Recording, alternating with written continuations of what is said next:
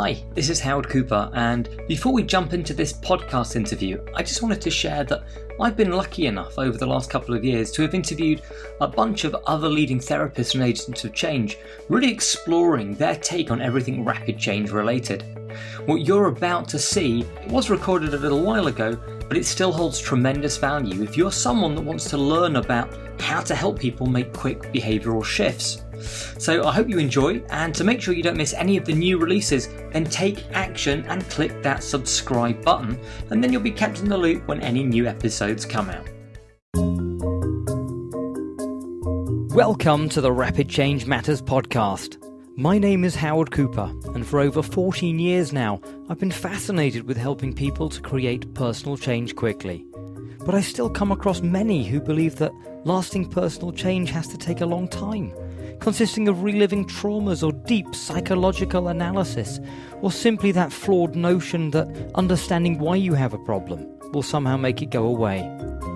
I'm on a mission to get people who work therapeutically with others to shift their thinking and realise that these beliefs are not written in stone. Rapid change can happen.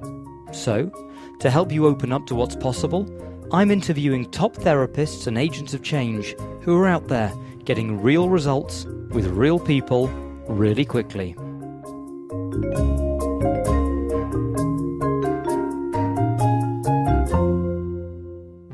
Before we get to the interview, I just wanted to let you know that I've written a quick-to-read, downloadable PDF on 5 strategies to amplify your client's response, with some great tips on getting your therapeutic suggestions to really sizzle.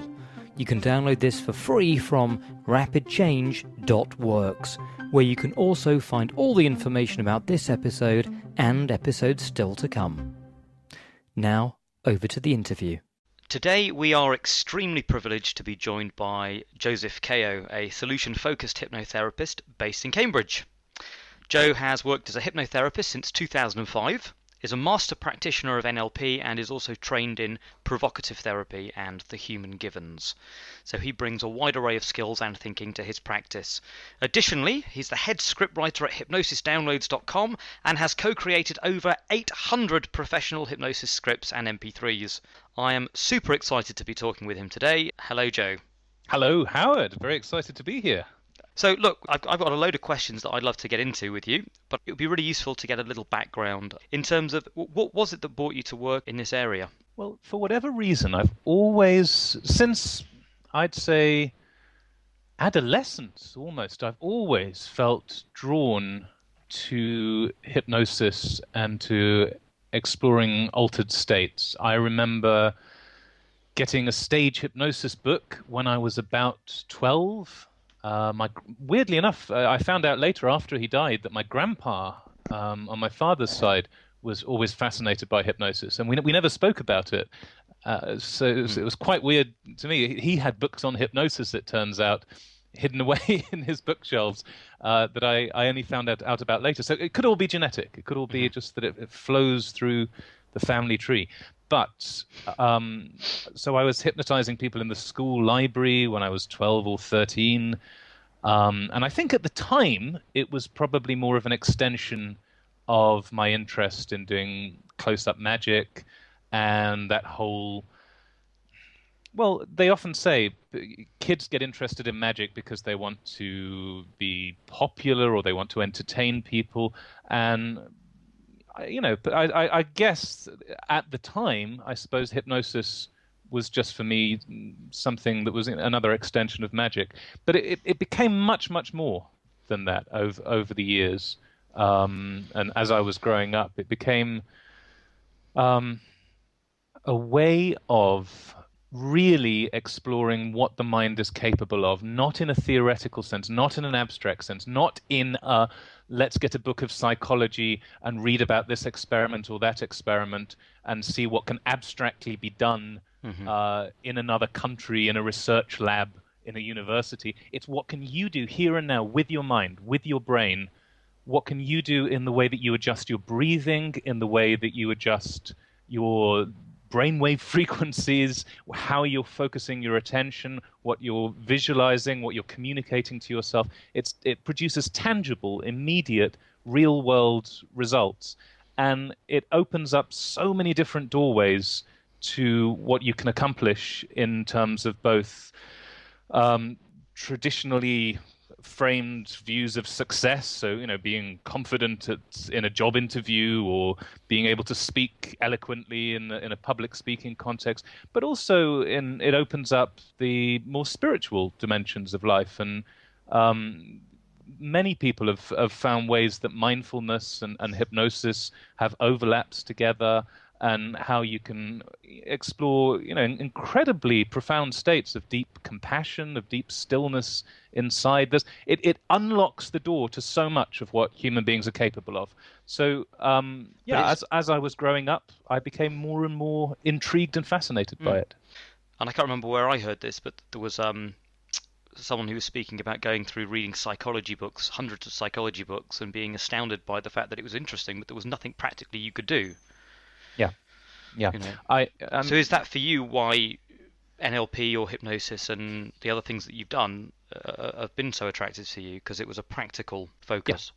Yeah, very much, very much. It's something that you can actually do and test in your own direct experience.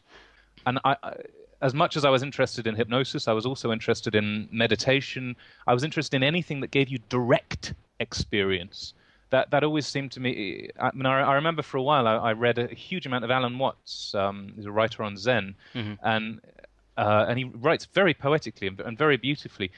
But in the end, there's a point when you think, okay, or I thought to myself, I've read enough. I've read enough about meditation. I've read enough about it. It's time to be doing these things, to be having a direct experience of them.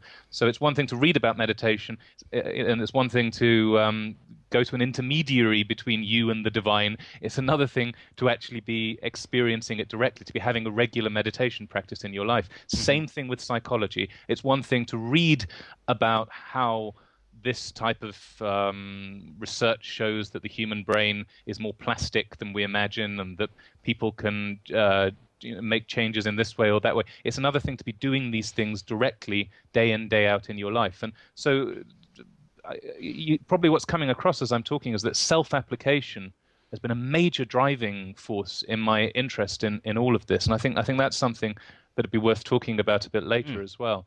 As much as I'm in this to be helping other people, I think not only me, but a lot of people get into this sort of field as a way of helping themselves, as a way of changing themselves, as a way of transforming themselves.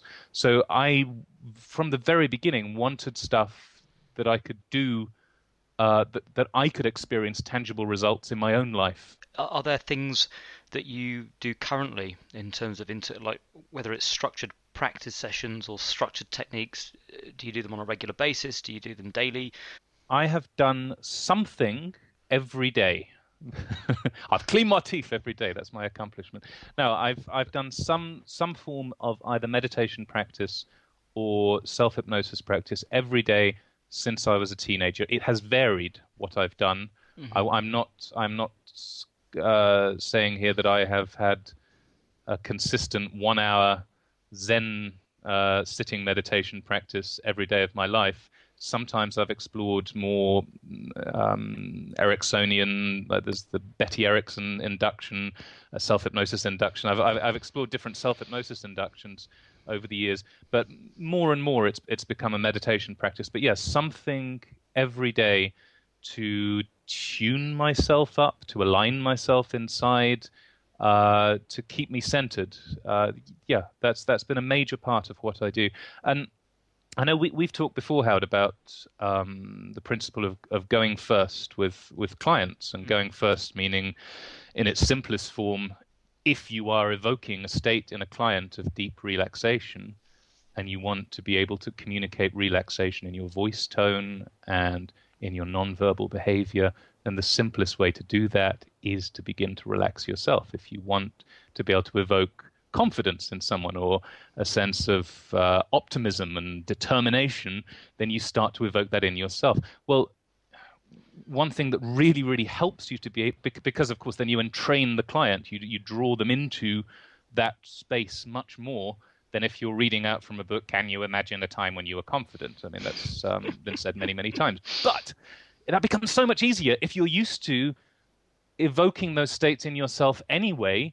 And so many of the techniques from hypnosis and NLP, I find, become much, much more effective once you've taken yourself through them many, many times. Because it's not that every client you see will be the same as you. Some clients will process things at different speeds than you will. Some of them will have different preferences and how they go into hypnosis. It's not that you should always use yourself as the reference point, but nonetheless, having taken yourself through these techniques and principles successfully time after time after time, it gives you an inner roadmap. It gives you an inner sense of what's likely to be successful with a client. It's important to have variety. I do want to emphasize that. It's important not to always use yourself as the reference point.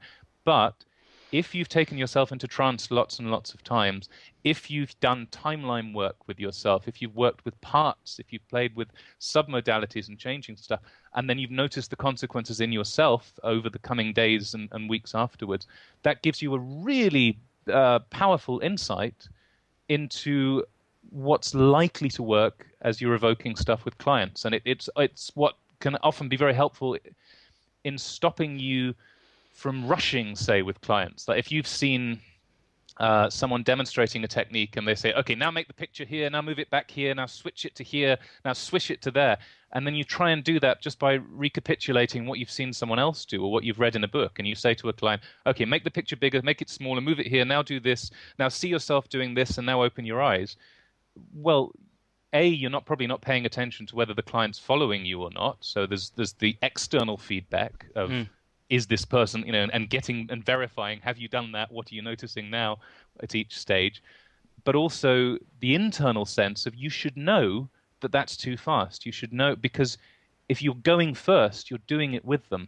And within reason, that can be a really useful barometer or compass for what pace and what speed and what's likely to work. So I really think there's a place for self-reference in therapy, as much as it's also important to use external feedback of watching and interacting with the client. So, and what really helps is having done a lot of self-practice. Well, I mean, I think it's not just interesting. I think it's really helpful for many. And one of the things that I wanted to talk to you about was actually this idea that I think there are people out there who have been on one training or a course or read a book, and they become very technique or pattern based, and they're just, I mean, as we talked about it just now, almost regurgitating step by step techniques or patterns. Have you got thoughts or advice around how they can get out of that mindset? This is something that Michael Breen emphasizes heavily. I did my master practitioner with Michael Breen, but brilliant NLP trainer. And he's, for goodness sake, you work with the person, working with them, not doing techniques on them. So that whole there's a brilliant book called The Master and His Emissary by Ian McGilchrist, and Ian McGilchrist is in the book bringing the idea of the division between the two hemispheres of the brain, between the left hemisphere and the right hemisphere, into the 21st century. In the 1970s, it became very popular in the management world to talk about left brain in logical types and right brain creative types. Yeah. And that, it's a neat little way of thinking of the brain. The left side of your brain is logical, the right side of your brain is creative. It's nice, but so many people involved in actual neuroscience just rolled their eyes and said, well, it's far more complicated than that. There's no such thing as a left brain person and a right brain person. So it became totally divorced from the science in the end. So in the end, it almost became an unrespectable thing to even comment on the differences between the hemispheres. But Ian McGilchrist really looked at all the research that's there and said, well, yeah, there are still key differences between the hemispheres. It's not as simple as logical and creative. Mm-hmm. There's huge differences. We have these two hemispheres, and they do specialize in different ways, in different tasks, in different ways of viewing the world, different ways of being in the world. They're asymmetrical in certain ways. I mean, it's a deep, rich, fascinating, and incredibly dense book. I feel like if you want to do some mental weightlifting, that's the book to go to. Or even physical weightlifting, it sounds like. Yeah. I did philosophy at university. I read some pretty dense texts, but I found maybe my brain's got a bit tired since doing philosophy. But I read a chapter at a time and had a break each time with this Ian McGilchrist book. But the point is, so Ian McGilchrist talks about how the left hemisphere has a very much an approach of it's linked, if you will, to humanity's ability to use tools to work on the world, to manipulate the world, to do this too. It's the left hemisphere is in most typically wired human beings, is associated with the right side of the body. It controls the right side of the body. We're cross-wired in terms of our hemispheres. So if you think about most right-handed people, that's the hand that you use to turn the screwdriver, to adjust things, to work on the world. Whereas the right hemisphere is much more about embodied, being present with, and holistic perception of the world. So how all things fit together. And if you're just focused on the patterns, on using NLP patterns on people, then you're just working from a left hemispheric perspective. You're just I will zoom in on this one pattern, and I will do this technique on this object. So it objectifies people. Mm-hmm. And I am not saying that is totally wrong.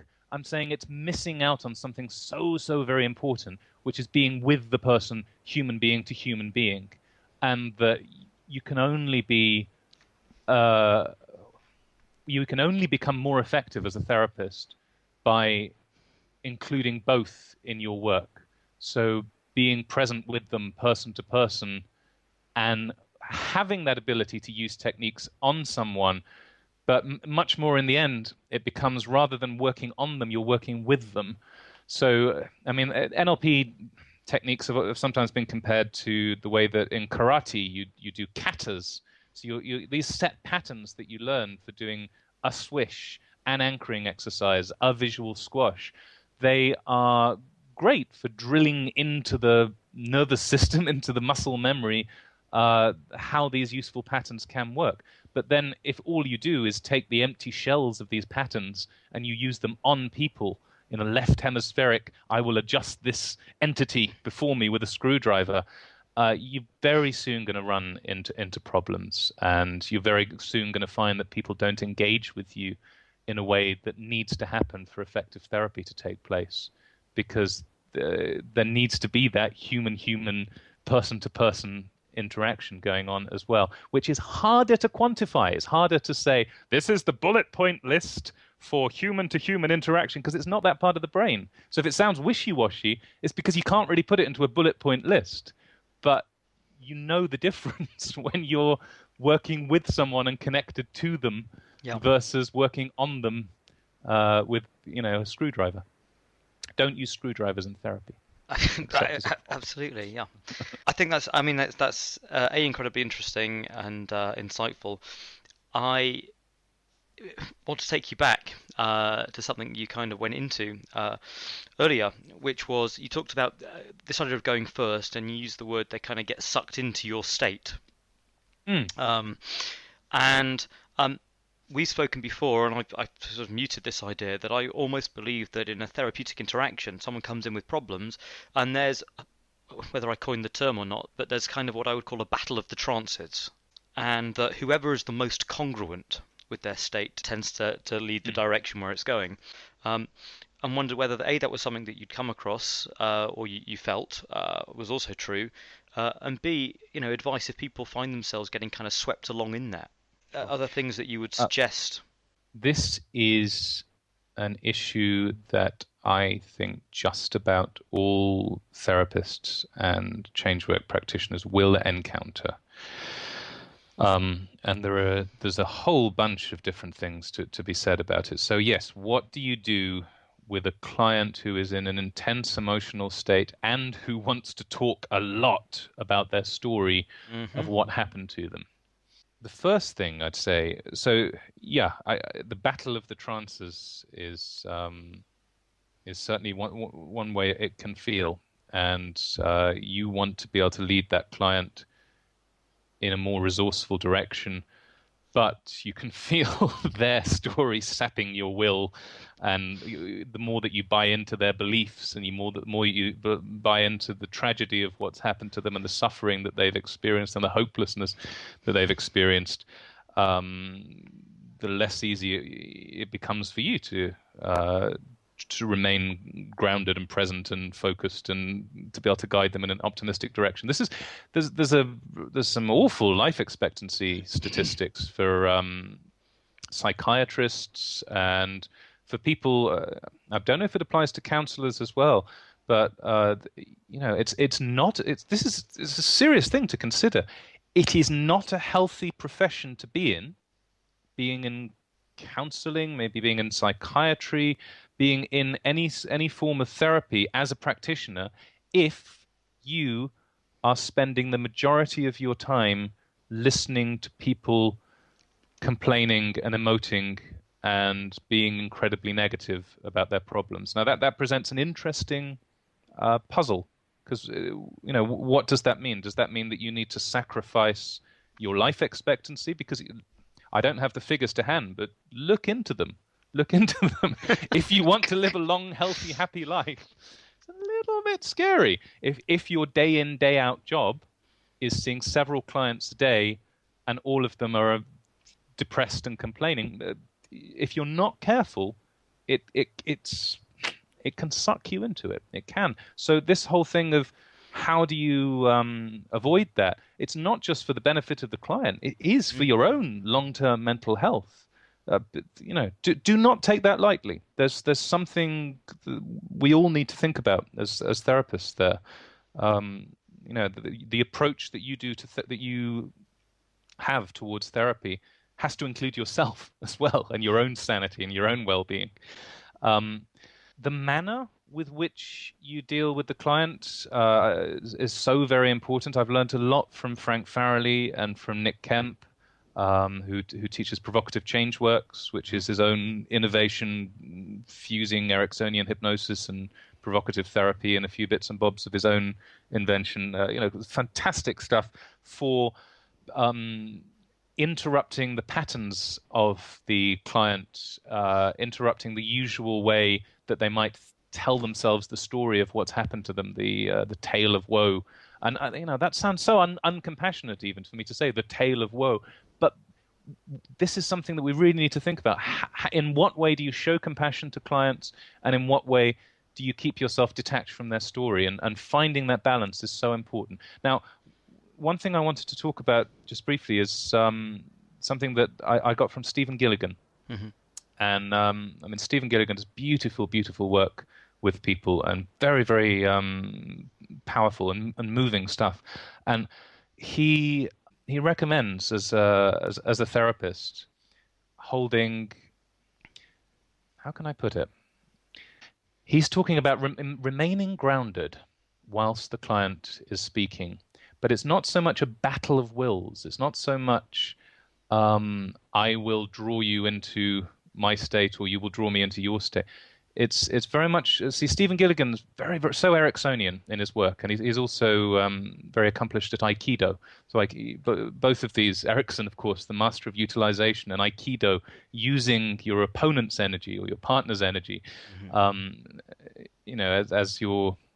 As you're fighting. I don't know what Aikido practitioners call it, but anyhow, so there's an energy that the client's offering to you. And it's not so much that you need to fight against it by amplifying your own state.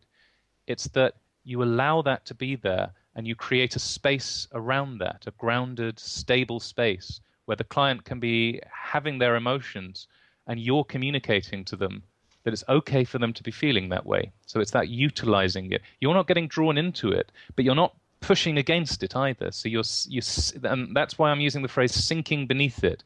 It's you find a lower center, a center that's closer to the earth. I mean, that's a metaphorical way of talking about it, but it can also be an embodied way of talking about a physical center that's beneath all of their emoting.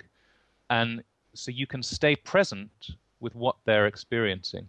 Now, when you've done that, it then becomes easier to think clearly, to have both compassion and a sense of humor, and to be able to interrupt them, to be able also to let them talk sometimes, to not feel pressured that you have to immediately interrupt them. But yes, you maintain your own state, and that communicates something to the client as well.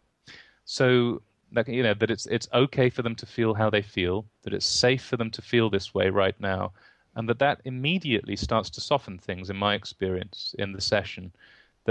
So there's a power in acceptance. There's a power in the yin, like the yin and the yang. If the way often, if you've been on a training with Richard Bandler or that kind of style of NLP, there's often quite a yang quality to it, of evoking states of frustration, of impatience, of determination, of go for it, of firing off anchors, of doing things.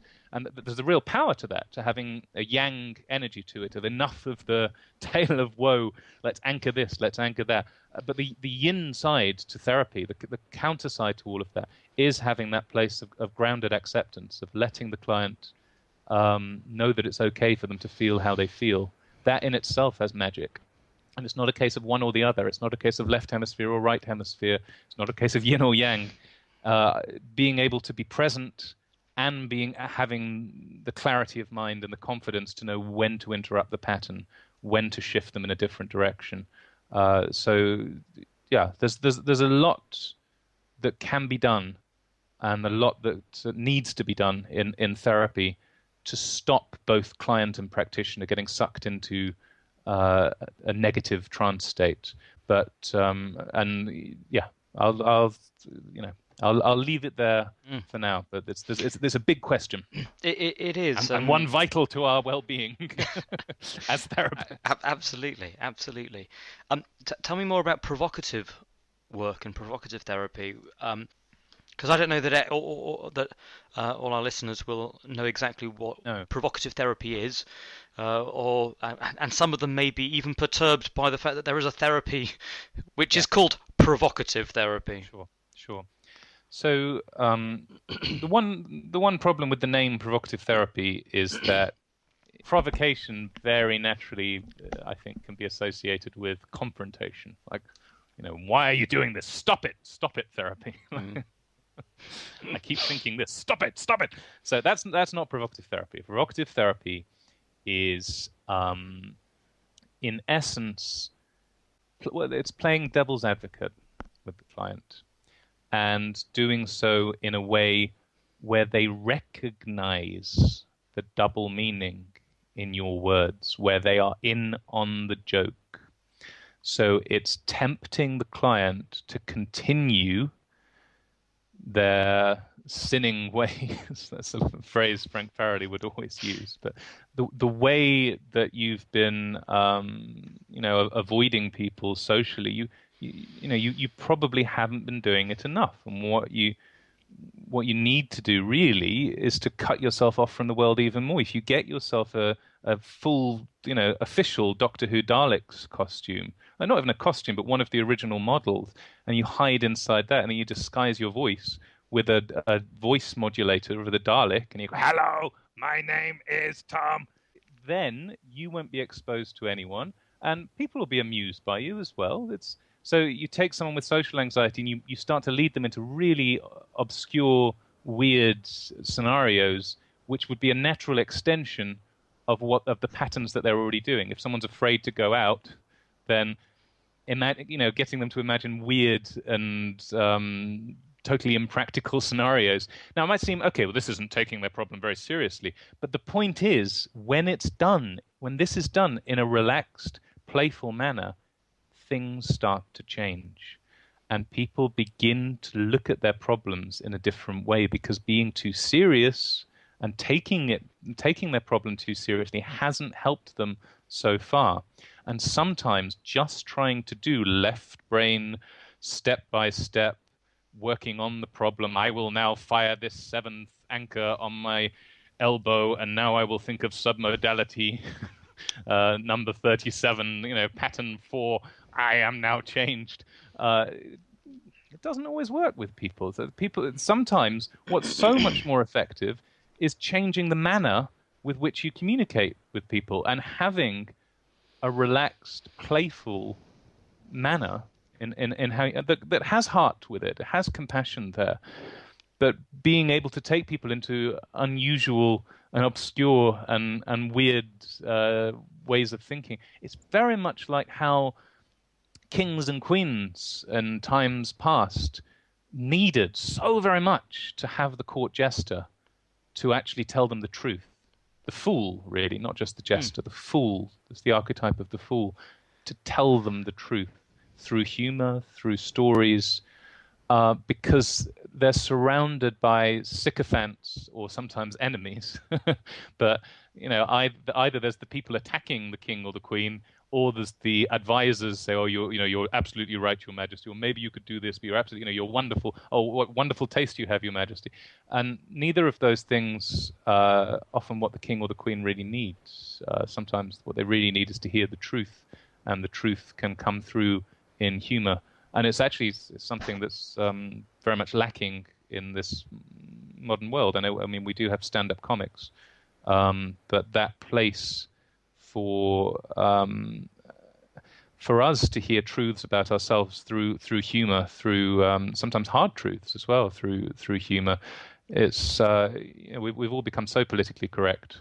Or the culture around us has become so politically correct, and the idea is that therapy needs kid gloves. The therapist needs to have kid gloves on and be very soft, very serious, very gentle. So you've come here today because you want to stop smoking. Is that right? Yeah.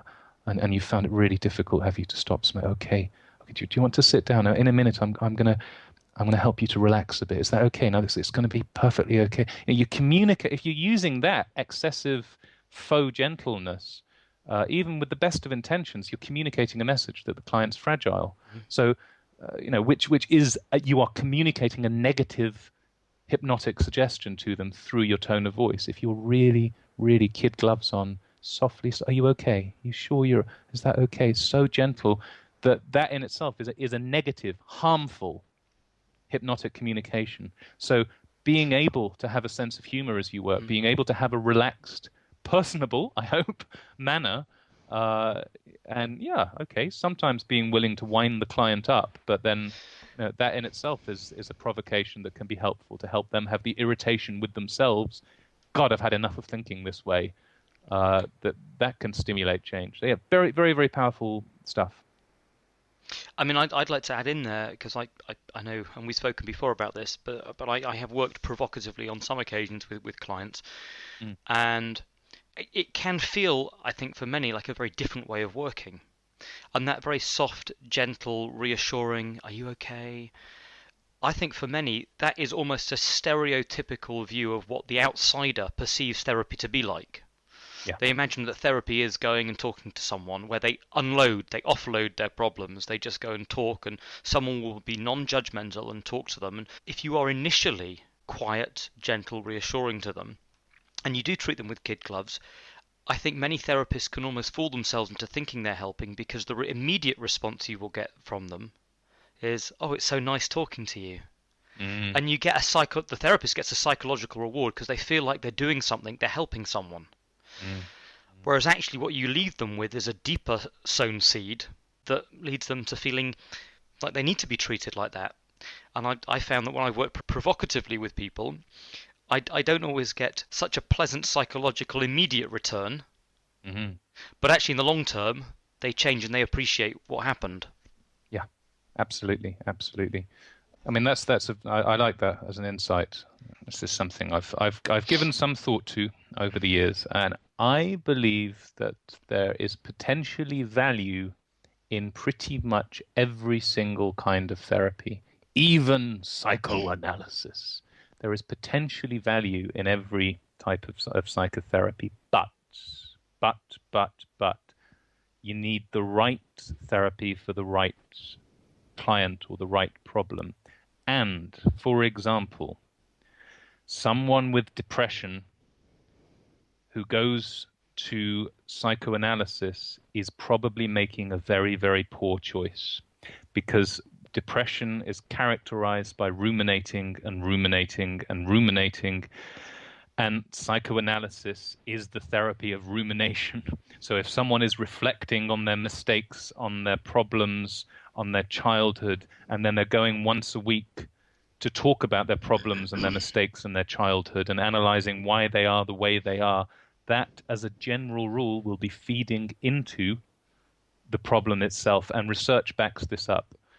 For most people, most of the time, psychoanalysis is not a good treatment choice for depression. Now, why do I say it can be useful? Well, for example, as an actor, I could have been an actor. See how? Yeah, of course, yes. We can all tell. I've always had always had that in my heart. Now, if I hadn't become a hypnotherapist, that may have been the route I'd have gone to. There's also links there. There's a trance that people go into in theatre and acting. But in exploring the story of your life and exploring all the textures of the different emotional moments of things that may have stimulated different attitudes and responses in you, and coming to understand what it is to be human, I think that there's something beautiful that people can sometimes discover in psychoanalysis. And I don't know if it's always exactly true, because we know how malleable memory is, and that if you start to reflect on a certain era of your life for an extended period of time, and you look at childhood photos, maybe you'll start to conjure up things that become very meaningful to you that perhaps didn't actually happen in exactly that way. But nonetheless, self-reflection and spotting patterns, saying, okay, I see this recurring theme in what I did when I was 8 and what I did when I was 14 and what I did when I was 18. There's a pattern here that actually there can be a value to self-reflection. It's just that if someone is socially isolated and if they're watching daytime TV all day and they're feeling depressed and they're unemployed and they're thinking about their mistakes, the last thing they need to be doing is to be paying someone to help them to reflect on their childhood, to spot patterns. So it's not that psychoanalysis is without value. It's just that the right therapy for the right client at the right time. And in the same way, what we were just talking about with that whole sympathetic voice tone, the very non-directive type of therapy. How do you feel about that? Are you okay? And how do you feel about how you feel about that? Well, that's essentially a caricature of counseling. And counseling can be very valuable in the same way that going to confession at a Catholic church, people have found value in this over the years. And getting something off your chest, a secret, a private anxiety that you don't know how to talk to people about, I'm not saying that's valueless. People get something out of that.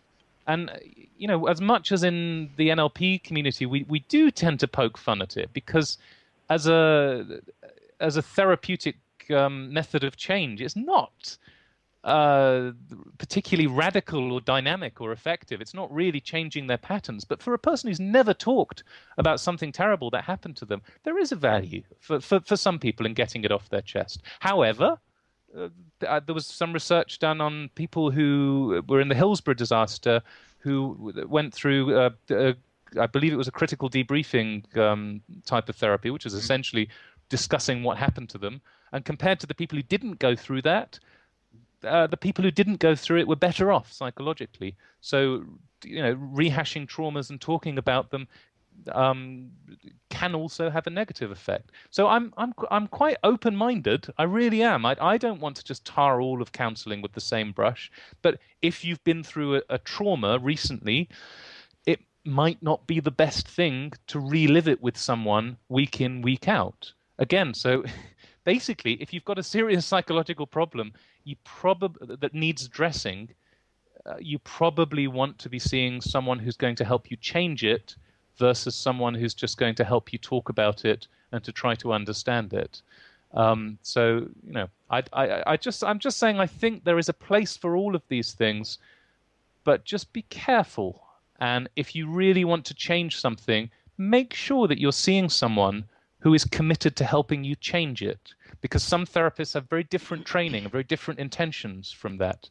Some therapists do want to help you just understand it, want to help you have insight into it. And that's a very different, you're going to see someone with a totally different job there.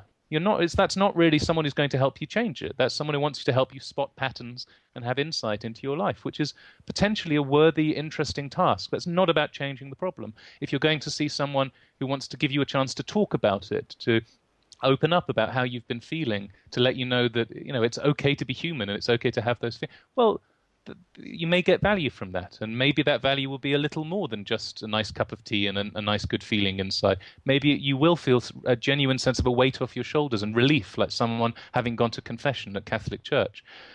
But just be aware that you're not really going to someone whose job is to help you to change that pattern. That's much more of the feeling of going to confession, So, yeah, the right therapy for the right person at the right time.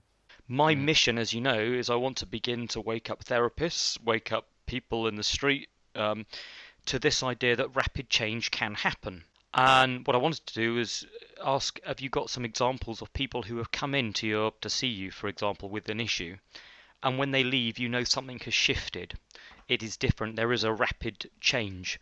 I remember one client I saw who just came for weight loss. So a lot of things came up in that session. But in terms of particular traumas that her parents had been through in their lifetime and how that had affected her. So it was quite a weighty session, no pun intended. And but that was one of the most dramatic sessions I can recall recently, because not only did she lose the weight, not only did she, obviously not in some magical way, but over the weeks and months following, and there were a couple of follow-up sessions I had with her as well. But it was that first session that triggered everything. So there was the weight loss. She let go of something that she'd been carrying around with her for years, metaphorically speaking, and it was a weight that she'd been carrying. And we worked hypnotically and metaphorically about gradually, respectfully letting go of that, because that was something that was important to her. It wasn't something to just shove away. This is another important thing about listening to your clients. I think when I'd been starting out as a therapist, I might have, said, and you're now free from that weight. You're free from, the thing you've been carrying around, you can shove it away off into the past. Be gone, be gone. Whereas actually, in communicating with her, not using a technique on her, became so very clear that burden that she'd been metaphorically carrying around needed to be respectfully set to one side, piece by piece, as she was ready to do it, and that she began doing that in the trance as we were working together. That it was so much more powerful, I think, that session, because I was working with her as opposed to doing a technique on her. And most significantly, this lifelong seasonal affective disorder that she'd had of feeling really depressed every winter was just gone. Yeah.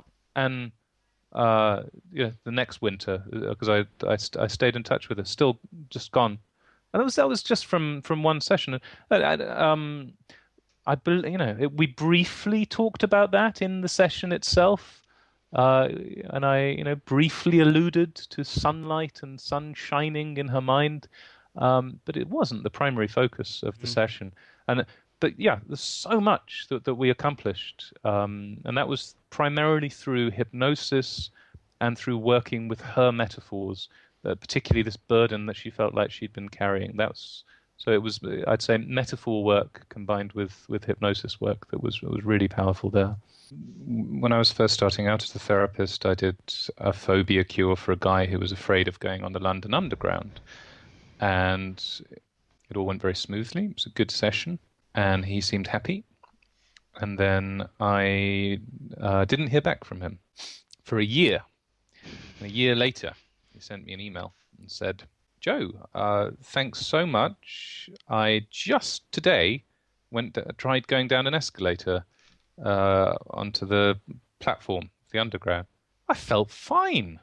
I didn't try and go on a train, but I felt fine. I was, and then he went, and I thought, what's going on here?"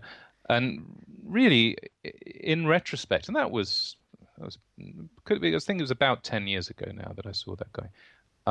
So I would do things differently today. But at the time, after the session that I'd had with him, I realized he wasn't convinced that anything had changed. So he didn't test it. And because he didn't test it, he therefore had a story in his mind that probably he was still afraid of the underground, even though he didn't really know. And then he only discovered it had worked a year later. So one thing that's so important is to test repeatedly in the session if you can. To have if there's a high place and someone's afraid of heights, take them out. Like I used to have a window that looked down over quite a high drop in the place I worked at before where I am now. And I used to, if someone had a height phobia, I'd get them to look out a bit before we did the work, and they went, "Oh, I feel queasy." Then afterwards, so getting them, afterwards, this is really different. Oh yeah, actually that feels different now. I haven't always had spiders to hand, but I've sometimes played people videos of spiders on the computer beforehand and afterwards. So as much as you can, get them to test. You can't always test like that. Sometimes it just has to be an imagination test. If someone's afraid of going on a date, you can't be Cyrano de Bergerac, just whispering things from the side, like, tell them this. Are you okay? Yes, I'm enjoying it. There's situations where you can't be with them at the time and they don't want you with them. But you can do testing in the imagination. When you thought of this situation half an hour ago and it was like a level 10 intensity, what's different now? Oh, it's just like a level 2 now of intensity. It's like all the old emotions just dissipated and it feels more detached. Now, are you sure? You're sure? You're not just saying that to make me happy, are you?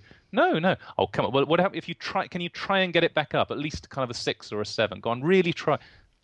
No, I actually can't think of it how I used to think about it. Well, it can't be that easy. So you're teasing them and getting them to try in vain to get it back to how it was. How do you know when you've established that rapport enough to begin to get playful? Enough to begin to move somewhere else? What are you seeing? What are you experiencing the session? What's going on internally for you as a therapist that lets you know it's time to move into kind of a different phase? I very much do aim for the person to know that they're being listened to know that they're being understood. And that is one conscious representation that I do have of how I build rapport. I very much feed back what they've been saying. And also, this is something that, for example, that's true of depression, is that most people who are depressed will have disturbed sleep. And early morning awakening is a classic pattern of depression. Being able to tell that to a depressed person instantly makes them know, okay, you do know what this is like. You do know what depression's like. You do know what you're talking about. And I'm not saying that's true of 100% of depressed people, but as a rule, you can say things like that. You can say, have you noticed yourself waking up early in the morning? And so many people go, yeah, I really have. I wake up at 4 and I can't get back to sleep. And you can talk to them about why that's the case and how depression interferes with slow wave sleep, and people tend to dream more because they're processing all the ruminations of the day. Talking about people who lack confidence at work, just saying, so do you notice yourself sometimes feeling like an imposter? And in classical NLP, that won't be, well, that's mind reading, you're imposing your content. But actually, a huge amount of people report having imposter syndrome. It's a worldwide phenomenon. Lots of people feel like they're going to be found out. I am going to be found out. I bet a huge number of therapists, and I know a huge number of therapists feel this way because I've spoken to a lot of therapists over the years, but that I'm going to be found out. Very common way that anxiety can manifest itself. So being able to talk in these universals, these generalities, and to be able to listen to the specifics of what the client's been saying and to feed that back to them, those are approaches that, but again, not to be done in a left hemispheric working on someone. I will now use the rapport building approach 17, and much more that over time they should become just flowing, easygoing, easy ways that you communicate with people. So just one more thing I'd like to add. This is a more general thing about doing NLP hypnosis and even about training as well.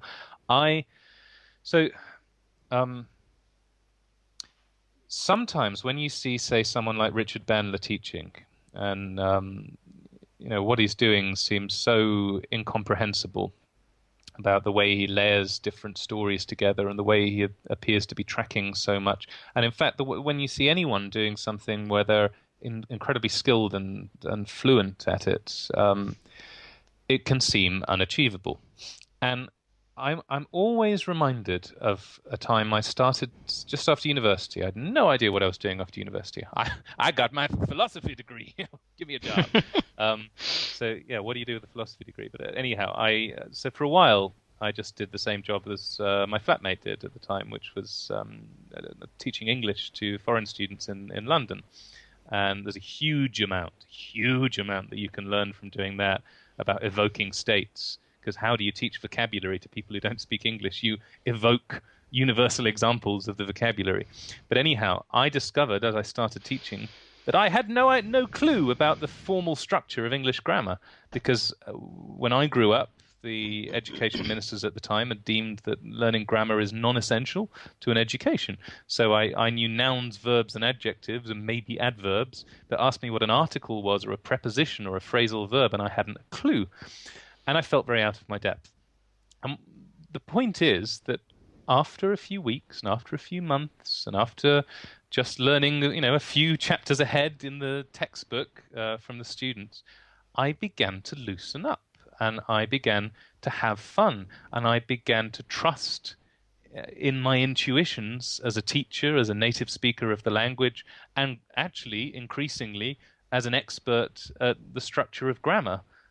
Both teaching it formally and embodying it as a native speaker. And I'll always remember the point when I could improvise a whole 3-hour lesson, because there were 3-hour lessons at the time, with no textbook. If the photocopy was broken that day, no photocopies. I could draw a phonemic chart on the board, and it all became so fluent. And there's no way I could ever have done that when I was first starting out. And in the same way with therapy, it will feel clunky at first. You do feel like you're out of your depth. It's natural to say, oh God, right, I'll just look at that pattern in the book because I'm going to use that pattern with that client. And experience matters, and you have to give yourself time to get experienced and give yourself time to become fluent, and to you can't rush that process. So I mean, I'm very much of the philosophy that's it's a really, really bad idea to use scripts when you're working with clients. I can't believe really that people do it. And having said that, in the very, very, very early days, especially when you're first practicing and before you're charging people, use whatever crutches you need to use. There is that awkward, clunky learning stage with anything, and the fluency comes later. And you can't. There are ways of accelerating your progress, sure, but you can't leapfrog. I don't believe anyway to mastery in a few days or even in a few weeks. And I'm still learning and developing even now very much. I will do for my whole life at this.